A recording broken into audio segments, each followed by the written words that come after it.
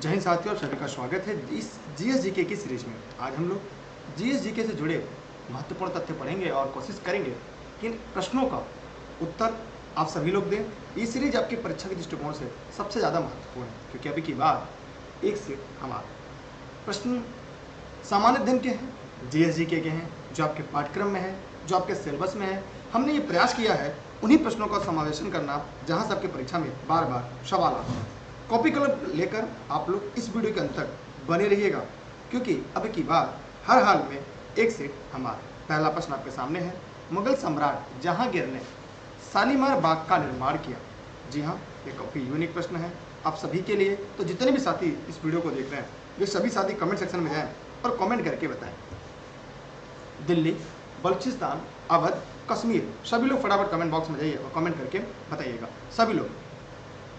जी हाँ, यहाँ पर आपने एकदम सही बताने का प्रयास किया है कि मुगल सम्राट जहांगीर ने शालीमार बाग का निर्माण कश्मीर में किया था। कहाँ पे? कश्मीर में किया था। आइए आप लोग कंफर्म करिएगा कि मेरी आवाज़ साफ जा रही है, वीडियो साफ चल रहा है या नहीं। और एक बात, वीडियो को अपने सभी साथी मित्रों को आप लोग शेयर जरूर कर दीजिएगा। यहाँ पर मुगल सम्राट जहांगीर ने कश्मीर में किस जगह? तो श्रीनगर। कहाँ पे? कश्मीर में भी आपका श्रीनगर में शालीमार बाग का निर्माण किया था। जहांगीर ने इसे अपनी प्रिय बुद्धिमान पत्नी मेहरुनिस्सा के लिए बनवाया था। किसके लिए बनवाया था? मेहरुनिस्सा। जी हाँ, लिख लीजिएगा, शायद आपके काम आ जाए। सभी लोग, जितने लोग देख रहे हैं, मेहरुनिस्सा अपनी पत्नी मेहरुनिस्सा के लिए उन्होंने बनवाया था। अगर हम बात करें कि दिल्ली में एक सुंदर लोधी उद्यान है। दिल्ली में कौन सा उद्यान है? एक लोधी। दिल्ली में एक लोधी उद्यान है जो लोधी मार्ग पर है। ब्रिटिश काल में इसे लेडी वेलिंगटन पार्क था, जो इमामबाड़ा अवध के नवाब आसिफ उद्दौला द्वारा बनाया गया था। इसे भूल भुलैया के नाम से भी हम जानते हैं। मतलब इस बात में हमको बस इतना जानना है कि इस प्रश्न का जो सबसे सही उत्तर है वो आपका डी है। इसी के साथ हम लोग बढ़ते हैं एक और अगले प्रश्न की तरफ। आप लोगों को समझ में आ रहा है जितने लोग इस वीडियो को देख रहे हैं? ठीक है, हम कोशिश करेंगे आपके लिए क्लासेस विषयवार लेके आने के लिए, लेकिन तब तक यहाँ से कोई समस्या, कोई प्रश्न हो, कोई सवाल हो तो आप पूछ सकते हैं। अगला सवाल आपके सामने है, आपके डिस्प्ले पे दिख रहा होगा। कह रहा है कि वार्षिक भारतीय शास्त्रीय संगीत समारोह सवाई गढ़धव भीमसेन महोत्सव में आयोजित किया जाता है। पुणे, मैसूर, कानपुर, उदयपुर। सभी लोग फटाफट कमेंट करके बताइएगा। देखिए, सवाई गढ़धव भीमसेन महोत्सव 1953 से, कब से? 1953 से। कहाँ पर आयोजित किया जा रहा है? बताइए फटाफट कमेंट करके।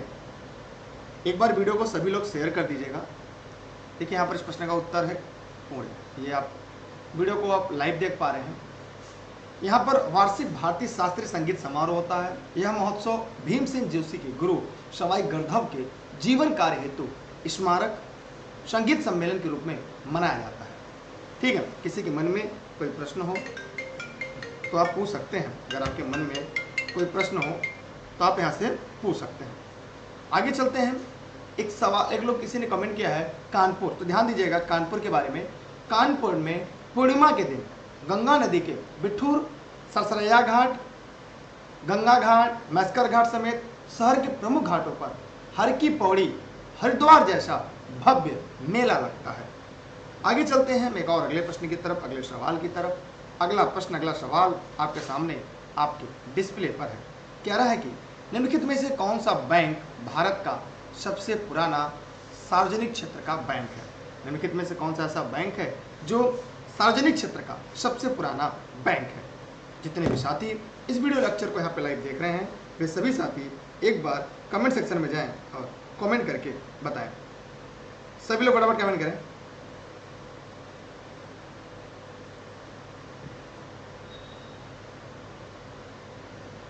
सभी लोग फटाफट कमेंट करिएगा। देखिए, bank of India, bank of Baroda, Allahabad bank, UCO bank. सभी लोग फटाफट कमेंट करिए। यहाँ पर इस प्रश्न का सही उत्तर होगा भारत का सबसे पुराना सार्वजनिक बैंक इलाहाबाद बैंक, जो 1865। मतलब इस प्रश्न का सही उत्तर क्या होगा आपका? 1865 में इसका मुख्यालय कहां पे, कोई बता सकता है इसका हेडक्वार्टर कहां पे है?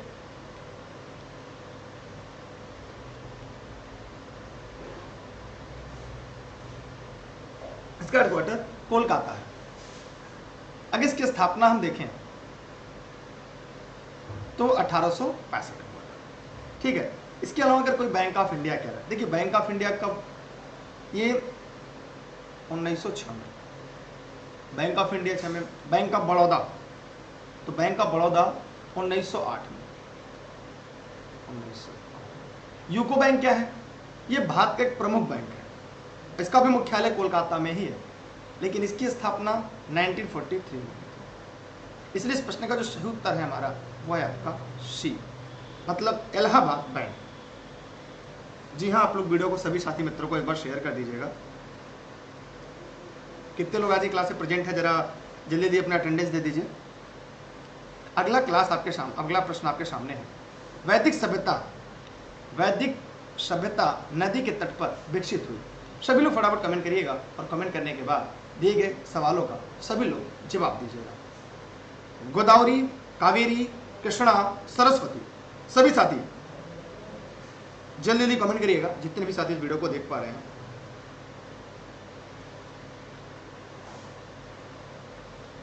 चलिए यहाँ पे ध्यान से देखते हैं इस प्रश्न का सबसे सही उत्तर क्या आता है। गोदावरी, कावेरी, कृष्णा, सरस्वती। देखिए गोदावरी के बारे में जानते हैं।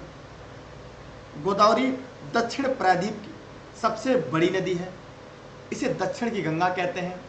कावेरी को दक्षिण भारतीय गंगा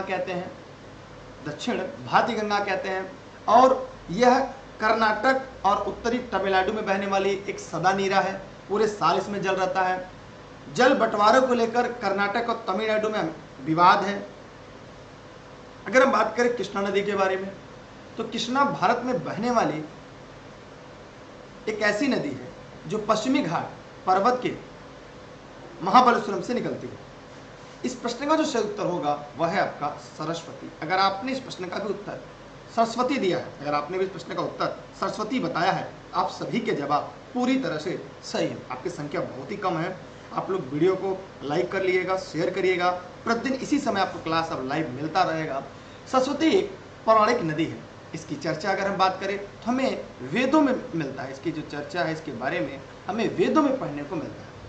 ऋग्वेद में सरस्वती को अन्नवती तथा उदकवती के रूप में वर्णन। अगर बात किया जाए ऋग्वेद में, अगर हम ऋग्वेद की बात करें तो ऋग्वेद में अगर हम सरस्वती नदी की बात करें, देखिए सरस्वती नदी की बात करें तो सरस्वती नदी को अन्नवती, अगर नोट्स बना रहे तो नोट्स बना लीजिएगा, सबसे बेहतरीन क्लास आपको मिलेगी। अन्नवती और उदकवती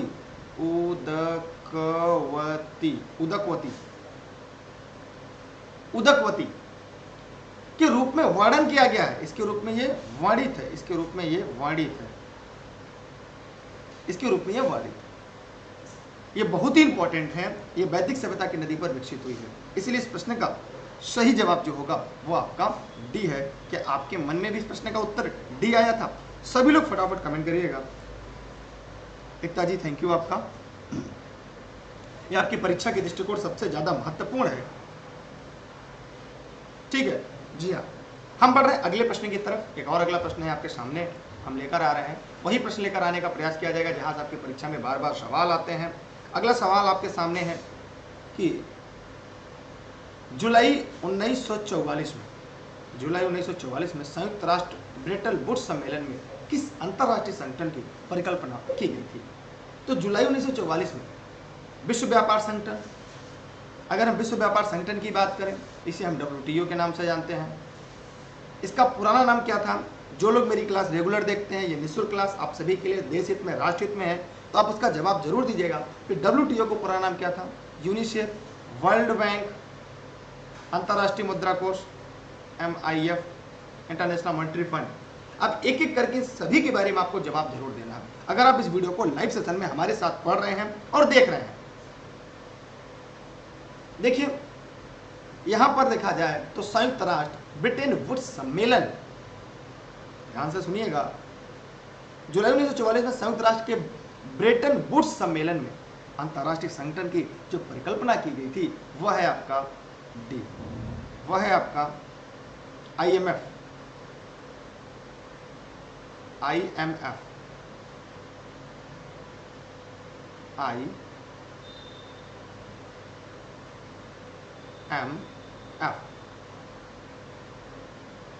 इंटरनेशनल मॉनेटरी फंड।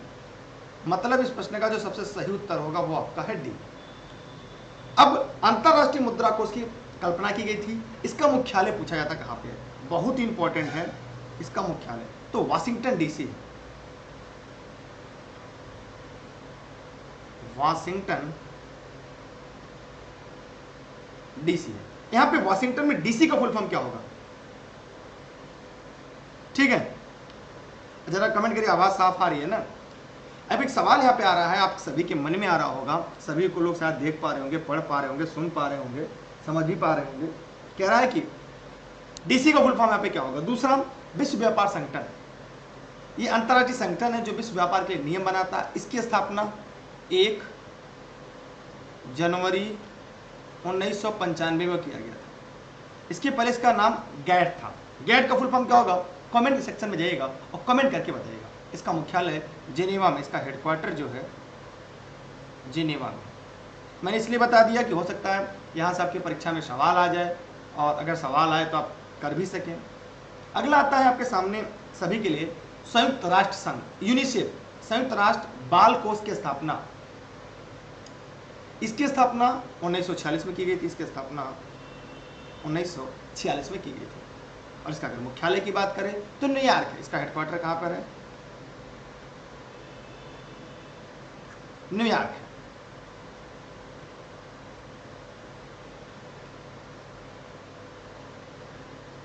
न्यूयॉर्क में, ठीक है। अब आते हैं विश्व बैंक की बात करें, वर्ल्ड बैंक की बात करते हैं। यह भी, इसका भी अगर हम बात करें तो विश्व बैंक संयुक्त राष्ट्र, जो विश्व बैंक है संयुक्त राष्ट्र की एक संस्था है। ये राष्ट्रों के जो पुनर्निर्माण और विकास के कार्यों में आर्थिक सहायता देते हैं। इसका मुख्यालय वाशिंगटन DC है। इसकी स्थापना वही 4 जुलाई 1944 को हुई। लेकिन इस प्रश्न का उत्तर अगर देखा जाए तो आपका उत्तर क्या होगा, डी होगा। अगर आपने भी इस प्रश्न का उत्तर डी है तो इसका मतलब आपका जवाब सही है। जी एकता जी के जवाब सही आए हैं। District of Columbia Washington DC में डिस्ट्रिक्ट ऑफ कोलंबिया होगा DC का मतलब। हम चलते हैं एक और अगले प्रश्न की तरफ। आप लोग जहां जरूरत पड़े प्रश्नों की स्क्रीनशॉट रख सकते हैं अपने पास, जहां भी आपको जरूरत लगे आप स्क्रीनशॉट रख सकते हैं। अगला सवाल है आपके सामने, भारत की पहली इंजन विरहित स्पीड ट्रेन 18, बहुत इंपॉर्टेंट है, बहुत बार पूछा जाता है। ट्रेन 18 इंटीग्रल कोच फैक्ट्री द्वारा विकसित की गई थी। चितरंजन, पटियाला, चेन्नई, कपूरथला। तो ये भारतीय अर्ध हाई स्पीड ट्रेन है। यह पूरी तरह से भारत में डिजाइन की गई है और भारत में बनी है। इसे सवारी डिब्बा कारखाना चेन्नई द्वारा, किसके द्वारा, मेक इन इंडिया के तहत चेन्नई में बनाया गया था। मतलब इस प्रश्न का सही आंसर जो होगा आपका सी होगा। जी हाँ, इस प्रश्न का सही उत्तर सी है। हम इसी के साथ बढ़ते हैं अगले प्रश्न की तरफ। अगला प्रश्न आपके सामने है, आपको दिख रहा होगा। सरदार वल्लभ भाई पटेल पुलिस अकादमी MBPNPA के पास है, कहां पे है? सभी लोग कमेंट सेक्शन में जाइएगा और कमेंट करके बताइएगा।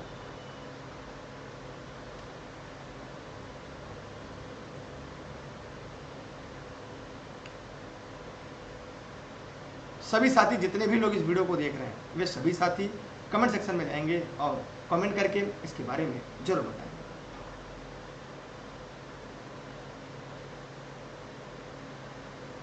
एकदम सही बताया आपने, हैदराबाद, पुणे, भोपाल, चंडीगढ़। आप लोग के जवाब सभी के आ रहे हैं। जी हाँ, यहाँ पे इस प्रश्न का उत्तर होगा हैदराबाद। कैसे हैदराबाद होगा जानिएगा। सरदार वल्लभ भाई पटेल पुलिस अकादमी हैदराबाद में स्थित। इसकी स्थापना अगर हम बात करें तो 15 सितंबर 1948 को। इसका मुख्यालय, इसका हेडक्वार्टर नई दिल्ली में। इसका मुख्यालय नई दिल्ली में, ठीक है। भोपाल में मध्य प्रदेश पुलिस अकादमी है। पुणे में पुणे पुलिस अकादमी है, ठीक। लेकिन इस प्रश्न का जो सही उत्तर है वो आपका ए है। आप लोग जरा कमेंट करके बताइए कि आप लोग को समझ में आ रहा है कि आपने इस वीडियो को शेयर किया है। कमेंट सेक्शन में अगर आपने शेयर किया है तो भाई, नहीं किया तो यह लिखिएगा।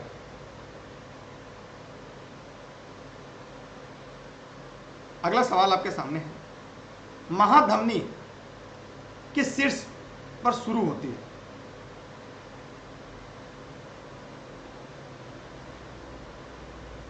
दाहिना निलय, बाया निलय, दाहिना अलिंद, बाया अलिंद। यहां पर इस प्रश्न का उत्तर होगा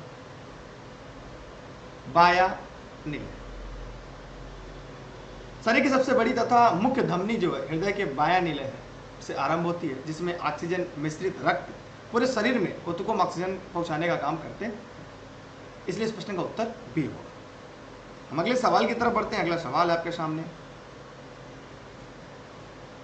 गैल्वानाइजेशन का मतलब इस्पात को पतली परत के साथ आवरण करना है। गैल्वेनाइजेशन क्या है?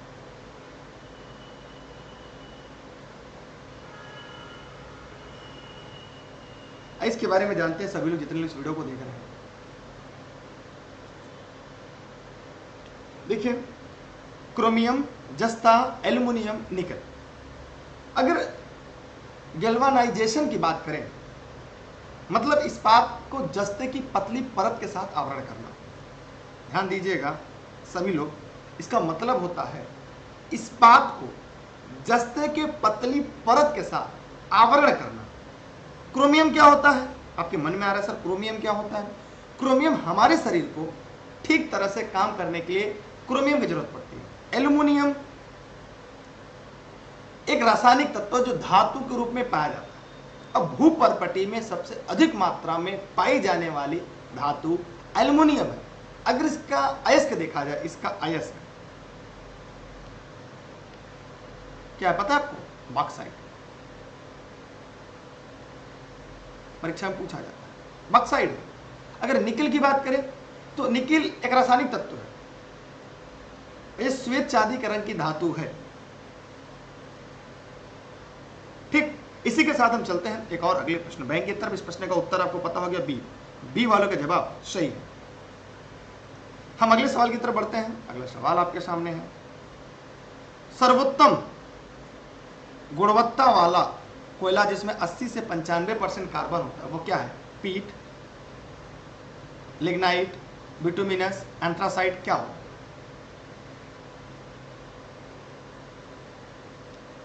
आइए काम करते हैं। सबसे अच्छी किस्म का जो कोयला होता है एंथ्रासाइट होता है। इसमें लगभग अगर हम एंथ्रासाइट की बात करें तो लगभग 95 से 98% कार्बन मिलता है। बिटुमिनस की अगर हम बात करें तो लगभग यहाँ पे 78 से 86%। लिग्नाइट की बात करें 28 से 30%। पिट लगभग 25%, 25 से 27। तो सबसे अच्छे किस्म का कोयला एंथ्रासाइट और सबसे घटिया कोयला पिट होता है। ध्यान समझिएगा जितने भी लोग इस वीडियो को देख रहे हैं, जितने भी साथी इस वीडियो को देख रहे हैं, वो एक बार कमेंट बॉक्स में जाएं और कमेंट करके बताएं। डेली क्लास की टाइमिंग आप लोगों को तो पता है, आप लोग समय से लाइव रहिएगा।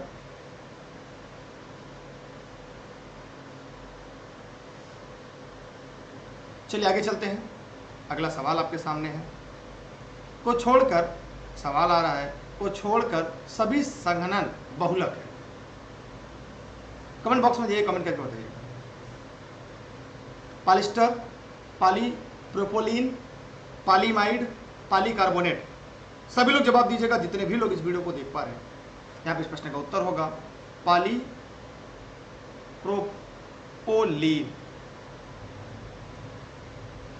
ठीक है, अगले सवाल की तरफ बढ़ते हैं।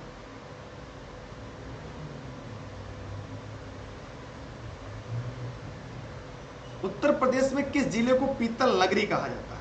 उत्तर प्रदेश के किस जिले को पीतल नगरी के नाम से जाना जाता है? सभी लोग फटाफट कमेंट करिएगा। फतेहपुर, मुजफ्फरनगर, मिर्जापुर, मुरादाबाद। आप उत्तर प्रदेश के किस जिले से हैं? कमेंट सेक्शन में जाइएगा और कमेंट करके बताइएगा। सभी लोग, जितने भी लोग इस वीडियो को यहाँ पे लाइव सेशन में देख रहे हैं, मैं उम्मीद करता हूँ आप लोग जवाब देंगे और किस जिले से ये भी बताएंगे। यहाँ पर इस प्रश्न का उत्तर होगा मुरादाबाद। इसे हम पीतल नगरी के नाम से जानते हैं। अब बताइए उत्तर प्रदेश के किस जिले से हैं और आपके यहाँ क्या चीजें प्रसिद्ध हैं। अगर बात करें यहाँ पे मिर्जापुर का, तो मिर्जापुर में क्या है? कालीन दरी प्रसिद्ध है। मुजफ्फरनगर में क्या है? कागज, चीनी, इस्पात यहां से प्रसिद्ध है। आपके जिले में क्या प्रसिद्ध है? कमेंट सेक्शन में जाइएगा, कमेंट करके बताइए। पीतल, एल्युमिनियम, लौह अयस्क, कांच के हस्तशिल्प, ये सभी मुरादाबाद। ठीक है, हम और आगे चलते हैं अगले सवाल की तरफ। 1658 में बहादुरपुर के युद्ध में शाहजहां के दूसरे बेटे शाह शुजा को शाहजहां के पोते ने हराया था। तो बताइएगा, मुराद बख्श, सुलेमान सिको, आलम शाह, बहादुर शाह। एक एक करके इसके बारे में हम लोग जानेंगे। इस प्रश्न का उत्तर क्या होगा? सबसे पहले हम जानते हैं सुलेमान सिको। आप कॉपी कलम लेकर मेरी क्लास में बैठा करिए ताकि आपको जो इंपॉर्टेंट लगे उससे लिखते चलिएगा। सुलेमान सिको, सुलेमान सिको के बारे में जानते रहिएगा। 1658 में बहादुरपुर के युद्ध में शाहजहां के दूसरे बेटे शाह शुजा को शाहजहां के पोते सुलेमान सिको ने हराया था। अगर हम बात करें बहादुर शाह की, तो बहादुर शाह मुगल साम्राज्य का आखिरी शासक था और उर्दू के माने जाने शायर भी थे। अगर हम आलम शाह की बात करें, तो आलम शाह द्वितीय, जिसे अली गौहर कहा जाता है, आलम शाह द्वितीय को क्या कहते हैं? अली गौहर के नाम से जाना जाता है। परीक्षा में पूछा जाता है, इन्हें हम अली गौहर के नाम से जानते हैं। भारत का मुगल सम्राट भी रहा। इसने अपनी गद्दी अपने पिता आलमगीर द्वितीय से 1761 में, जो शाह आलम है, ध्यान दीजिएगा, शाह आलम, आलम शाह द्वितीय जिसे अली गौर भी कहा गया, भारत का मुगल सम्राट था, उसने गद्दी अपने पिता आलमगीर द्वितीय से 1761 में मिली। ठीक, अब बाद में 1803 में ब्रिटिश साम्राज्य का अधीन हो गया और कठपुतली बनकर रह गया। मुराद बख्श इंपॉर्टेंट है परीक्षा के लिए। शाहजहां के चारों बेटे, शाहजहां के 4 बेटों में दारा शिको, औरंगजेब, शाह शुजा और मुराद। शाह शुजा मुराद में सबसे छोटा मुराद बख्श था, जो सबसे साहसी और योग्य था। इसलिए शाहजहां ने उसे गुजरात का सूबेदार बनाया था। शाहजहां ने मुराद बख्श को, सबसे छोटा था, और इसे गुजरात का सूबेदार बनाया। 4 बेटे थे, दारा शिको, औरंगजेब, शाह शुजा और मुराद। ये बहुत इंपॉर्टेंट आप सभी के लिए। ठीक है, हम और आगे चलते हैं आप लोग के साथ मिलकर।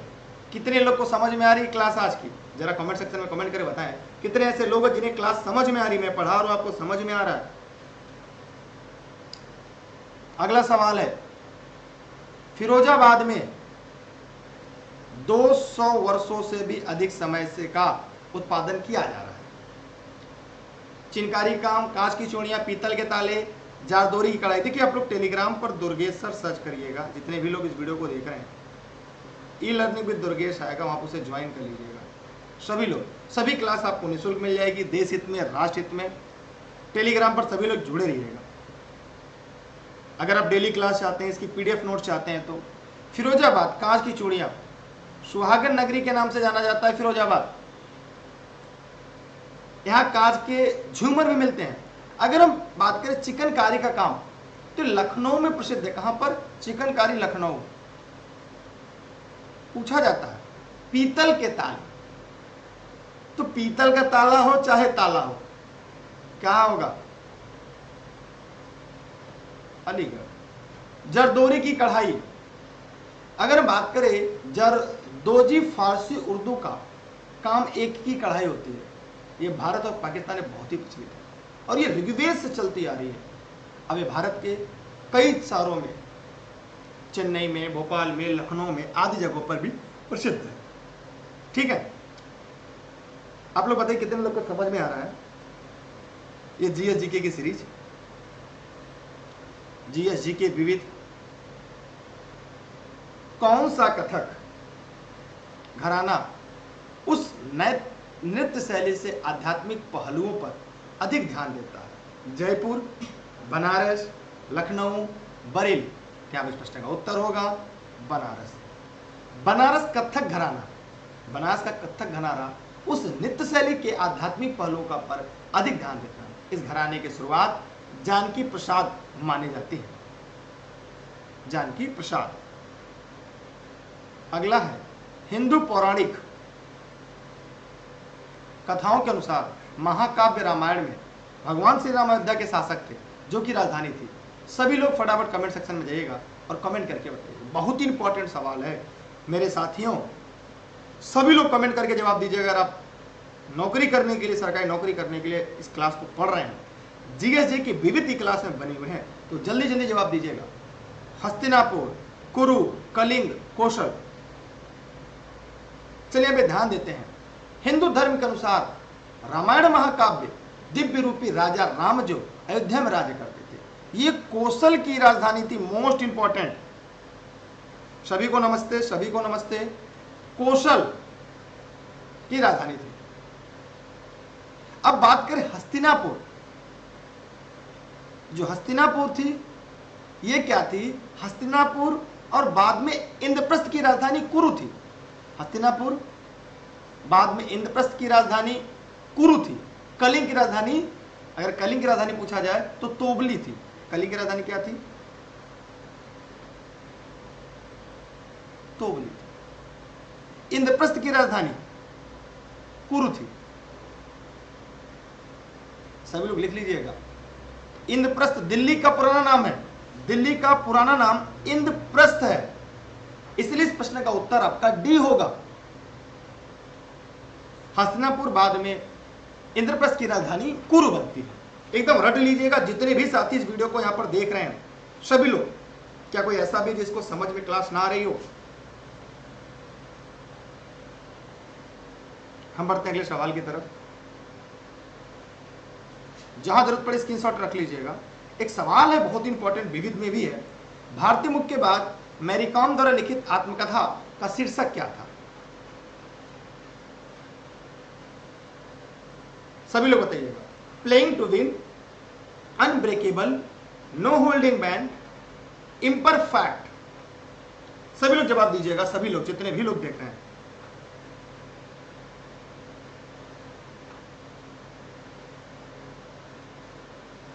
यहां पर इस प्रश्न का उत्तर होगा अनब्रेकेबल। मैरी कॉम द्वारा लिखी गई आत्मकथा है। इसका विमोचन अमिताभ बच्चन जी ने किया था। प्लेइंग टू विन, ये Saina Nehwal, Saina Nehwal. No holding back, Michael Holding, Michael Holding, Michael. Imperfect, Sanjay Manjrekar. सभी लोग लिख लीजिएगा। हो सकता है ये सवाल आपकी परीक्षा में हूबहू आ जाए, हो सकता है यहाँ सवाल में आपकी परीक्षा में प्रश्न आए। इसलिए आप सभी लोग, जितने भी लोग इस वीडियो को देख रहे हैं, जहां जरूरत पड़े आप स्क्रीनशॉट रखते चलिएगा।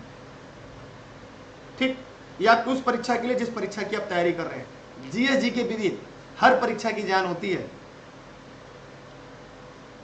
अगला सवाल आपके सामने, त्रिकोट जलप्रपात भारत के किस राज्य में है?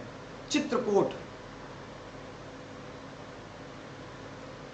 चित्रकूट जलप्रपात भारत के किस राज्य में है?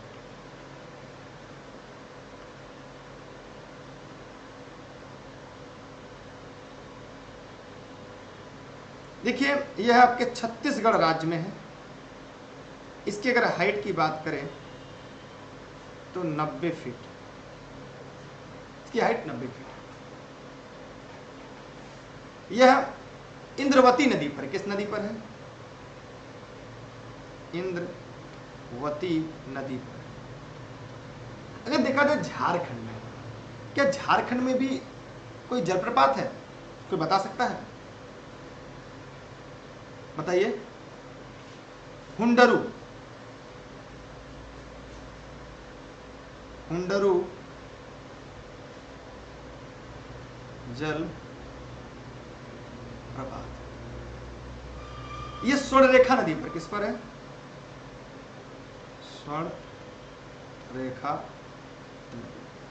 उत्तराखंड में भी कोई है, सहस्त्रधारा, बहुत इंपॉर्टेंट है, लिख लीजिएगा, सहस्त्रधारा। यह गंधक युक्त झरना है, इसमें नहाने से चर्म रोग ठीक हो जाता है। उसके अलावा अगर जानेंगे, भट्टा जलप्रपात देहरादून, कैंपटी जलप्रपात टिहरी, झारी पानी जलप्रपात देहरादून, वसुंधरा जलप्रपात चमोली, कारबोट जलप्रपात नैनीताल। तो ये बहुत ही महत्वपूर्ण चीजें थी जो परीक्षा के दृष्टिकोण से थी, मैंने आपको बताने का प्रयास किया। उम्मीद करता हूं आप लोगों को समझ में आ रहा होगा। ठीक, इसी के साथ हम और आगे चलते हैं। डेली क्लास में आप लोग बने रहिएगा, ये क्लास प्रतिदिन आपको इसी तरह चलती रहेगी। टाइम से जुड़े रहेगा, क्लास की टाइमिंग आप लोग को पता है। अब ये क्लास आपको लगातार कंटिन्यू मिलती रहेगी। अगला है वेनेजुएला की राजधानी है, वेनेजुएला की राजधानी है निकोसिया, सान साल्वाडोर, क्वीटो, काराकास। बताइए सभी लोग फटाफट। अगर यहां पे देखा जाए वेनेजुएला की राजधानी कहां पे है? काराकास। अगर हम बात करें कि एल साल्वाडोर ये किसकी राजधानी है, तो एल साल्वाडोर गणराज्य की राजधानी सान साल्वाडोर है। साइप्रस की राजधानी, साइप्रस की जो राजधानी है ना वो निकोसिया है। इक्वेडोर की राजधानी क्वीटो है।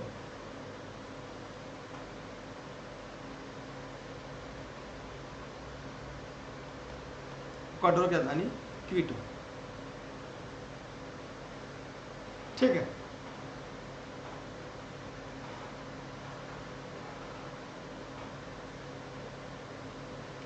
एक सवाल यहाँ पे था, मेघालय में मैंने नहीं बताया, मेघालय में भी एक जलप्रपात है, उसका नाम ठीक ढंग से याद नहीं आ रहा है, नोहक लिकाई है, नोहक लिकाई जलप्रपात, नोहक लिकाई जलप्रपात,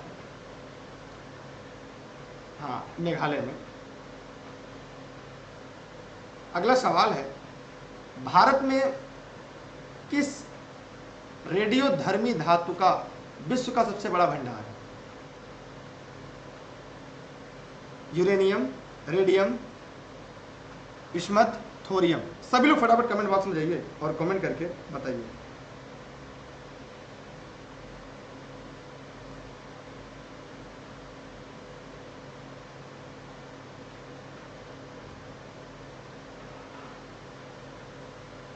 यहां पर थोरियम इसका सही जवाब।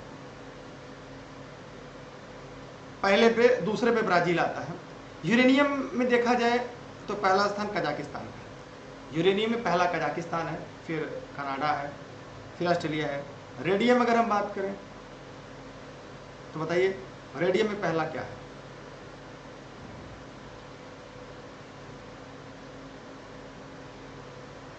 रेडियम एक रासायनिक तत्व है, रेडियम एक रासायनिक तत्व है। अगर विस्मथ की बात करें, आवर्त सारणी के 5वें समूह का तत्व है। यूरेनियम और थोरियम इसमें रेडिएटिव के समस्थानिक मिलते हैं, इसलिए इस प्रश्न का उत्तर क्या होगा? डी होगा। आप लोग वीडियो को शेयर कर दीजिएगा। ऑस्ट्रेलिया के एकमात्र द्वीपीय राज्य का नाम बताइए। ऑस्ट्रेलिया के एकमात्र द्वीपीय राज्य की नाम क्या है? कैप्री, इबिसा, तस्मानिया, रोइस। यहाँ पे इस प्रश्न का उत्तर होगा तस्मानिया। सी इस प्रश्न का सही जवाब होगा। क्या होगा? तस्मानिया। ऑस्ट्रेलिया के एकमात्र द्वीपीय राज्य है। इसकी राजधानी क्या है? होबार्ट नगर। इसकी राजधानी अगर हम बात करें, सभी लोग लिख लीजिएगा, होबार्ट नगर इसकी राजधानी है, होबार्ट। कैम्प्री क्या है? इटली के नेपस के पास द्वीप है जो तिरोनो सागर की मुख्य भूमि से पश्चिमी सागर। रोइस क्या है? ये डोकाइकैनी द्वीप में सबसे बड़ा है और ऐतिहासिक राजधानी भी है। इस प्रश्न का उत्तर सी है। अगला सवाल आपके सामने है, निम्नलिखित में से कौन सा शहर गोदावरी नदी के किनारे स्थित नहीं है? ध्यान दीजिएगा, कौन सा गोदावरी नदी के तट पर स्थित नहीं है? नासिक, नवसारी, नांदेड़, निजामाबाद। देखिए यहां पर नासिक है, ध्यान दीजिएगा, नांदेड़ है, निजामाबाद है, नवसारी नहीं है। इसलिए इस प्रश्न का उत्तर जो गलत है वही आपका सही है। निजामाबाद तेलंगाना राज्य में स्थित है। ठीक, आगे चलते हैं अगले प्रश्न की तरफ। प्रश्न को ध्यान से पढ़िएगा वरना गलत हो जाएगा। टीटू जी ने गलत बताया है, नासिक सही है, नांदेड़ सही है, निजामाबाद सही, नवसारी गलत है। हम अगले सवाल की तरफ बढ़ते हैं। अगला सवाल आपके सामने है, नीलम संजीव रेड्डी, नीलम संजीव रेड्डी के कार्यकाल के बाद भारत के राष्ट्रपति कौन बने? मेरा सवाल है, वर्तमान में भारत के राष्ट्रपति कौन है? सभी लोग फटाफट कमेंट सेक्शन में जाइएगा। तो नीलम संजीव रेड्डी के बाद फखरुद्दीन अली अहमद उनके पहले थे, वराहगिरी, व्यक्तिगिरी, एम हिदायतुल्लाह, ज्ञानी जैल सिंह। इस प्रश्न का उत्तर क्या होगा? ज्ञानी जैल सिंह। नीलम संजीव रेड्डी एकमात्र ऐसे राष्ट्रपति थे जो निर्विरोध चुने गए। एम हिदायतुल्लाह भारत के पहले कार्यवाहक राष्ट्रपति होते हैं, आगे चलकर राष्ट्रपति भी बनते हैं। यहाँ पे इस प्रश्न का उत्तर क्या होगा? सी सही। हम आगे बढ़ते अगले सवाल की तरफ। अगला सवाल आपके सामने है,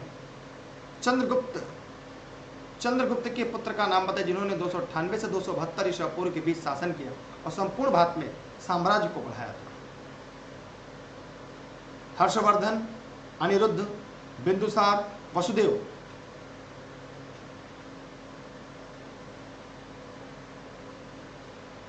हाँ सभी गुड इवनिंग। अभी एक राष्ट्रपति की सीरीज हम लेकर आएंगे तो वहां पे और अच्छे से आपको बताएंगे क्या क्या कहानी रही है। हाँ नमस्ते सभी को। देखिए इस प्रश्न का उत्तर होगा बिंदुसार। इस प्रश्न का सही उत्तर क्या होगा? बिंदुसार। मौर्य राजवंश के राजा थे, चंद्रगुप्त मौर्य का पुत्र था। बिंदुसार को लिखिएगा अमित्रघात, बिंदुसार को अमित्रघात, सिंहसेन, भद्रसार, अजातशत्रु के नाम से जाना जाता है। किस नाम से? अजातशत्रु, अमित्रघात, भद्रसार, सिंहसेन। लिख लीजिएगा, बिंदुसार महान मौर्य सम्राट अशोक के पिता थे। ये क्या थे? अशोक के पिता थे। अगर हम बात करें हर्षवर्धन के बारे में, इनका कार्यकाल 590 से लेकर 647 तक रहा, मतलब इनका जीवन काल। भारत में एक राजा भी थे और सम्राट थे, हिंदू सम्राट। इन्होंने पंजाब छोड़कर शेष उत्तरी भारत पर राज किया।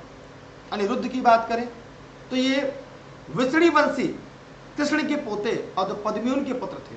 वसुदेव की बात करें तो जो वसुदेव थे, ये वसुदेव मरीसा के पुत्र, कृष्ण के पिता, कुंती के भाई और मथुरा के राजा उग्रसेन के मंत्री थे। वसुदेव मरीसा के पुत्र, कृष्ण के पिता, कुंती के भाई और मथुरा के राजा उग्रसेन के मंत्री थे।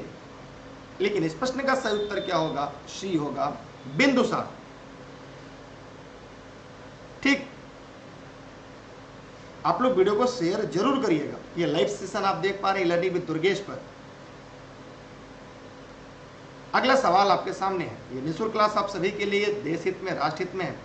अगला है, मेखला चादर यह राज्य की महिलाओं द्वारा पहना जाने वाला एक पारंपरिक वस्त्र है। गुजरात, तमिलनाडु, गोवा, असम। सही जवाब आप सभी का है असम। यहाँ का बिहू नृत्य भी बड़ा प्रसिद्ध है। ये महिलाओं का पोशाक है। ठीक है, यहाँ पे घाघरा चोली, लहंगा चोली, जैसे अगर यहाँ पे देखा जाए घाघरा चोली,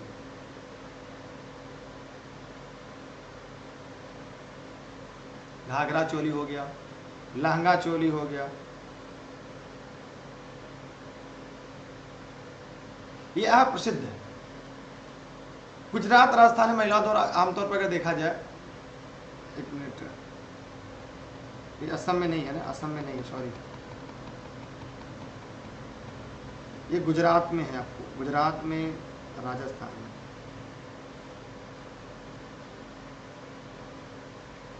घाघरा चोली, लहंगा चोली, ये गुजरात में और राजस्थान में, ठीक है। अगर गोवा की बात की जाए, सॉरी गोवा में, अगर हम गोवा की बात करें, गोवा में और तमिलनाडु में यहाँ पे घाघरा चोली के साथ साड़ी भी पहनी जाती है। इस प्रश्न का उत्तर क्या होगा? असम। ठीक है, आज के लिए इतना ही। फिर हम लोग मिलते हैं एक अगले वीडियो लेक्चर के साथ। तब तक के लिए आप सभी का बहुत बहुत धन्यवाद। आप सभी लोग ऑनलाइन क्लास नोट्स संबंध अगर कोई जानकारी चाहिए, इस नंबर पर आप व्हाट्सएप करके जानकारी ले सकते हैं। घर बैठे सभी क्लास, सभी नोट्स आपको मिल जाएंगे। ये सभी क्लास आपको जौनपुर से मिलते हैं। टेलीग्राम पर आप दुर्गेश सर सर्च करिएगा, बिना स्पेस के ई लर्निंग विद दुर्गेश आएगा, उसे ज्वाइन कर लीजिएगा, जहाँ पर सभी क्लास आपको निःशुल्क देश हित में, राष्ट्र हित में मिलते रहेंगे। इसके अलावा आप